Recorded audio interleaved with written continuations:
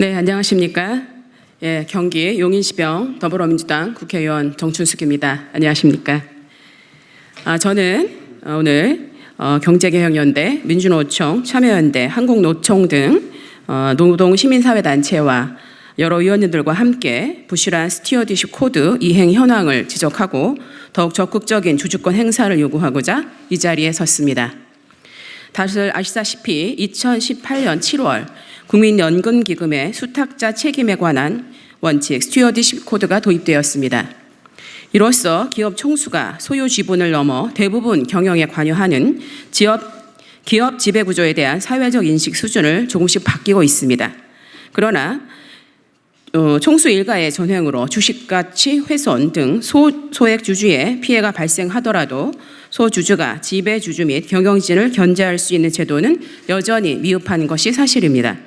또한 제도가 도입된 지 2년이라는 시간이 지났음에도 불구하고 2019년 대한항공 외에는 제도 이행에 미흡한 모습을 보이고 있습니다. 스튜어디십 코드가 더 적극적으로 운영되어 대주주 일가의 횡령, 배임 등의 전횡을 막고 건전한 기업 지배구조를 만드는 데 이바지할 수 있다면 국민 노후자금의 수익 증대를 통한 복리 증진뿐만 아니라 기업의 지속 가능한 성장을 이끌 수 있을 것입니다. 오늘 이 기자회견을 마치고 국회의원회관 제8간담회실에서 2021년 주주총회 기업 지배구조 개선 방안 모색을 위한 토론회가 있습니다. 기자 여러분께서 많은 관심과 성원을 보내주시기 부탁드리며 자리에 함께해 주신 분들을 소개해 드리겠습니다. 먼저 김남근 전 민주사회를 위한 변호사모임 부회장님이 오셨습니다. 네, 정상영 참여연대 경제금융센터 실행위원님 오셨습니다. 네, 노종화 경제개혁연대 연구위원님 오셨습니다. 예, 이동기 민주노총 사무금융연맹 정책위원님 오셨습니다. 네, 박기영 한국노총 사무처장님 오셨습니다. 네, 이지현 한국노총 미디어 홍보본부 실장님, 네, 예, 저쪽에 계십니다. 예, 이기일 금융산업노조 정책국장님, 네, 마찬가지로 예, 저쪽에 계십니다. 예, 김주호 참여연대 팀장님, 네, 그리고 신동화 참여연대 간사님, 네, 다 오셨습니다. 예, 그럼 먼저 예, 김남근 네, 변호사님 먼저 말씀 듣고 예, 여러분의 말씀을 예, 듣도록 하겠습니다. 네.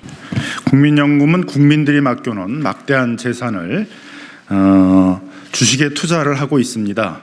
이런 투자 대상 기업의 기업 가치를 극대화하고 그래서 국민연금의 이익을 극대화하기 위해서 적극적인 주주권을 행사하기 위한 그런 기본 지침으로서 스튜어디십 코드를 제정을 해왔습니다.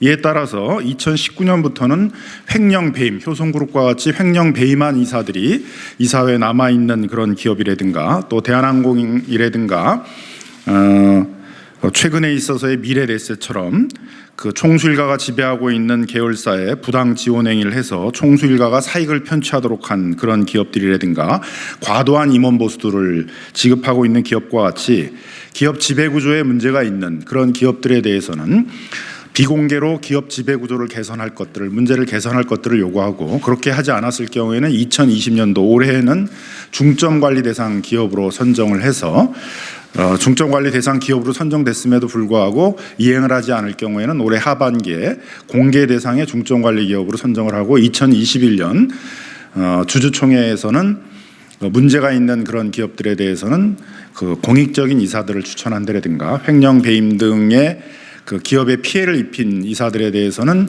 임원에 취임하지 못하도록 하는 정관 변경을 한다든가 또 그 삼성물산 제일모직 부당합병으로 그 국민연금의 조 단위의 그런 피해를 입힌 그런 회사들에 대해서는 주주대표 소송을 제기한다든가 하는 그런 적극적 주주권 행사를 하기로 하였습니다.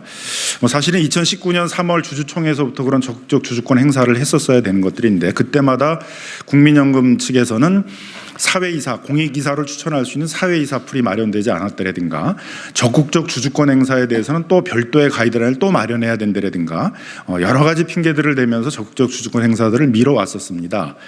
이번에 국정감사를 앞두고 정춘숙 의원실에서 국민연금의 질의를 통해서 확인한 바에 의하면 지금까지 사회이사 풀도 전혀 마련하지 않았고 적극적 그 주주권 가이드라인이 마련됐음에도 불구하고 중점관리 대상 기업으로 선정한 것은 2개밖에 되지 않았고 그 2개 기업에 대해서도 앞으로 공개 중점 관리 대상으로 선정할 그런 계획들도 전혀 없고 내년 주주총회에서는 뭘 할지에 대해서 아무런 계획도 없다 이렇게 얘기가 되고 있습니다. 청와대 김상조 정책실장은 재벌개혁 얘기가 나올 때마다 국회에서 만드는 경성법률뿐만 아니라 국민연금 스튜어드십 코드와 같은 이런 연성법률을 통해서도 적극적인 재벌개혁을 시도하겠다라고 했음에도 불구하고 막상 국민연금 차원에서는 아무런 적극적 주주권 행사에 대한 계획들이 없는 것으로 이렇게 밝혀져서 많은 충격들을 주고 있습니다. 오늘 이 자리는 이런 국민연금이 국민들에게 약속한 그런 적극적 주주권 행사들을 하지 않고 이런 소극적인 태도로 일관하는 것에 대해서 규탄하고 적극적인 주주권 행사를 위한 계획들을 마련한 것들을 촉구하기 위한 그런 차원에서 기자회견이 마련되었습니다. 국민연금기금이 스튜어드십 코드를 도입한 것이 2018년 7월입니다. 그리고 그에 따라서 수탁자 책임 활동을 이행하겠다라고 하면서 로드맵을 발표하기도 하였습니다.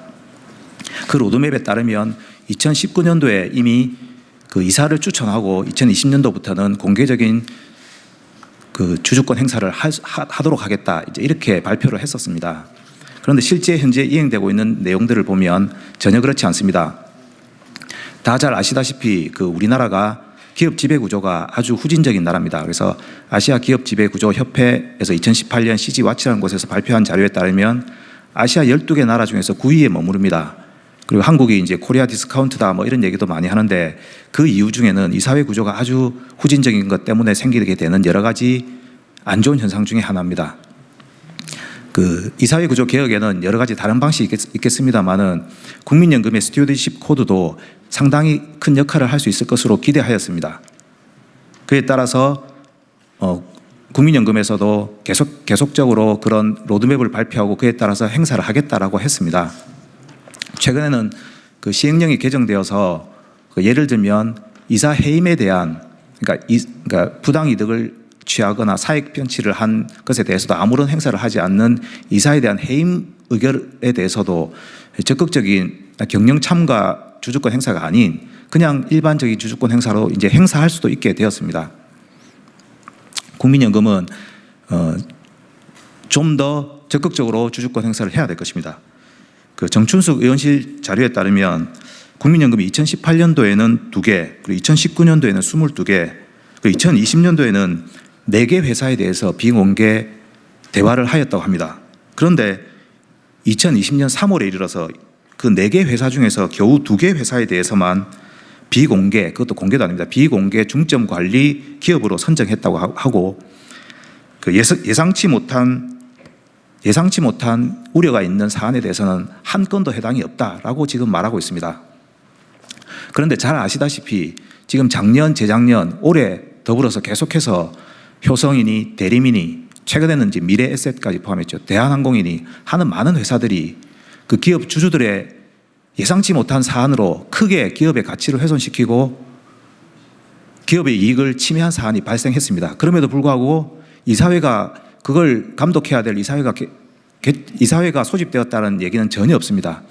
그렇다면 국민연금은 거기에 들어가서 이사회를 그런 이사들에 대해서 해임을 청구하거나 또는 독립이사를 선임하기 위한 행동들에 나서야 될 것입니다. 국민연금도 자기들이 했던 밝혔던 내용대로 그대로 진행해야 됩니다. 그렇다면 독립적 이사 추천에 대해서는 이미 2019년부터 그 인력풀을 마련하겠다고 하였음에도 불구하고 현재까지도 아무런 인력풀을 마련하는 것이 없다는 것이 이번 정춘숙 의원실 자료를 통해서 밝혀졌습니다. 이런 부분들에 대해서는 규탄합니다. 이상입니다. 예, 경제개혁연대 노종화 변호사입니다. 보건복지부와 국민연금은 2018년 7월 말에 스튜어드십 코드 도입을 선언한 이후에 그 수탁자 책임에 관한 원칙과 세부 지침 그리고 주주 활동을 위한 가이드라인을 마련했습니다. 따라서 이제는 정말 마련된 가이드라인에 따라 적극적으로 주주권을 행사할 때입니다. 그러나 앞서 말씀해 주셨듯이 국민연금이 얼마나 주주권 행사를 위한 준비를 착실히 하고 있는지는 의문입니다. 그래서 기준이나 지침만 마련해 놓고 제대로 실행할 의지는 별로 없다는 우려를 지울 수 없는 상황입니다. 그래서 그리고 당초에 2020년 이후 재반 여건이 구비된 이후에는 사회이사 후보 추천 또 주주 제한 그리고 의결권 위임장 대결과 같은 경영 참여 주주권 행사도 실행하겠다고 국민연금은 밝힌 바 있습니다. 강조했듯이 이제는 스튜어드십 코드의 실행을 위한 원칙과 또 활동 지침 그리고 가이드라인이 모두 마련되었습니다. 또한 국민연금법 시행령 개정을 통해서 수탁자 전문위원회의 위상과 독립성도 강화되었습니다. 따라서 국민연금은 2021년부터는 당초 계획한 대로 보다 적극적인 주주권 행사를 함으로써 기업 가치와 주주 가치를 도모해야 합니다. 국민연금의 적절하고 또 무엇보다 독립적인 주주권 행사는 협소하고 또 소극적인 주주권 행사로 확보되는 것이 아니라 이미 마련된 스튜어드십 코드와 그 하부 지침을 충실히 적극적으로 이행할 때 확보될 것입니다. 스튜어드십 코드 도입 2주년을 맞이하여 앞으로는 국민연금이 원칙에 충실하면서도 적극적인 주주권을 행사하기를 촉구하는 바입니다. 네, 안녕하십니까. 한국노총 사무처장입니다. 사실 가입자 대표로 국민연금 기금운영위원회에 참석을 하고 있습니다. 사실 이 기금운영위원회가 아시다시피 보건복지부와 국민연금 기금운용본부 위주로 대부분의 내용들이 비공개 내용들이 많아서 전체적인 접근이 현실적으로 더 어려운 게 기금 운영위 활동을 통해서 답답한 심정으로 이 자리에 나왔습니다. 사실 그 국민연금의 스튜어드십 코드의 부분은 제도적이나 그림은 어느 정도 얼개는 집은 만들어졌습니다. 그런데 실제로 그 안에서 그걸 어떻게 핸들링해 나갈 건가에 대한 문제 부분이 핵심적인 문제입니다. 이 부분에서는 어쨌든 사무인력의 보강, 수탁자 전문위원회가 상설 기구로 올해 2월 24일부터 출범을 했는데 실제 인력 보강이나 이런 부분이 좀 전혀 안 돼 있고, 그다음에 그 출범을 했지만 이게 올해 주총 시즌에 대응할 수 있는 시한이 현실적으로 좁아서 그걸 대응하기 어려웠던 지점이 있고, 그다음에 뭐 복지부나 국민연금 기금운용본부나 이쪽은 사실은 코로나를 핑계로 원래는 아마 주총에 대한 대응 활동을 거의 하지 않았다시피 한 게 현실적 좀 내용으로 보입니다.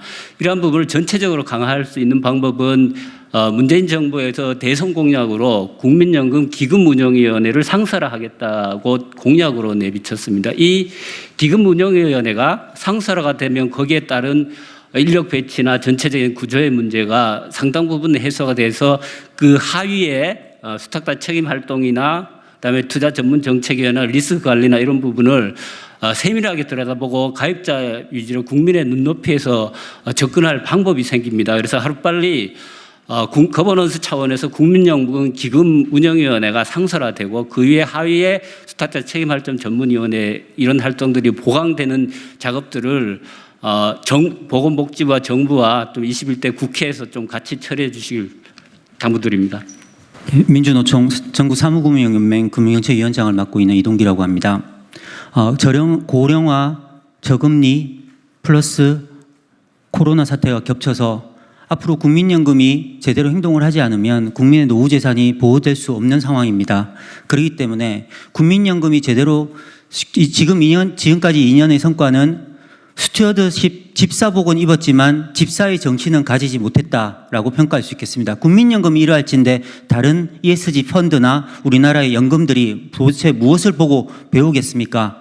국민연금이 적극적으로 주주 행동을 개선하지 않는다는 것은 국민의 노후 재산에 대한 책임을 방기하는 것이고, 그로 인한 영향은 지금 더불어민주당에서 뉴딜 펀드에서 퇴직 300조에 달하는 퇴직연금조차 부어 넣고자 합니다. 그래서 국민연금부터 개혁하지 않으면 많은 국민들의 재산들이 제대로 보호받지 못할 것이다.